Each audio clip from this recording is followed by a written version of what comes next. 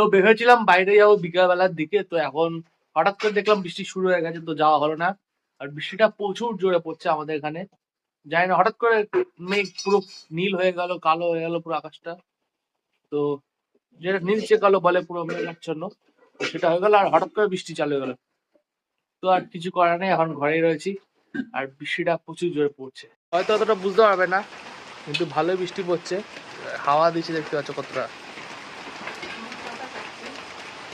এরকম জোরে বৃষ্টি পড়ে। আরো জোরে পড়ছিল, এখন একটু তাও কমেছে, তাই জন্য বেরোতে পারিনি। তো এখন খাবো গরমা গরম চা, ঠান্ডা ঠান্ডা ওয়েদার, তো চা খাওয়া তো মানতে হয়। তো এখন চা করছে মা, তো চা খাবো, তারপর একটু টিভি দেখবো, মানে সিরিয়াল দেখি এই সময়টা 7টা অবধি। তো তারপরে একটু ফোন ফোন ঘাঁটি। তো এখন চা হোক, তারপর তোমার সাথে দেখা হচ্ছে।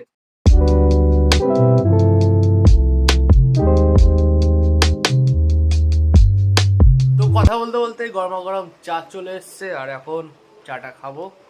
লিকার চা, আমরা বেশিরভাগ সময় লিকার চাটাই খাই, প্রেফার করি বেশি। ভাই হেভি হয়েছে চাটা, এরকম বৃষ্টির সময় গরমা গরম চা খেতে হেভি লাগে। আর লিকার চা মাস্ট ভালো লাগে, দুধ চাটাও ভালো লাগে, দুধ চায় গ্যাসের প্রবলেমটা বেশি হয়। তো কারা কারা এই সময় চা খাচ্ছে আমাকে অবশ্যই কমেন্টে জানিও। আর কাদের লিকার চা ভালো লাগে আর কাদের দুধ চা ভালো লাগে সেটা অবশ্যই জানাতে বলো না। তো দেখা হবে আবার নেক্সট ভিডিওতে, ততক্ষণের জন্য চাটা খেয়ে নিই, আবার দেখা হবে পরে। বাই।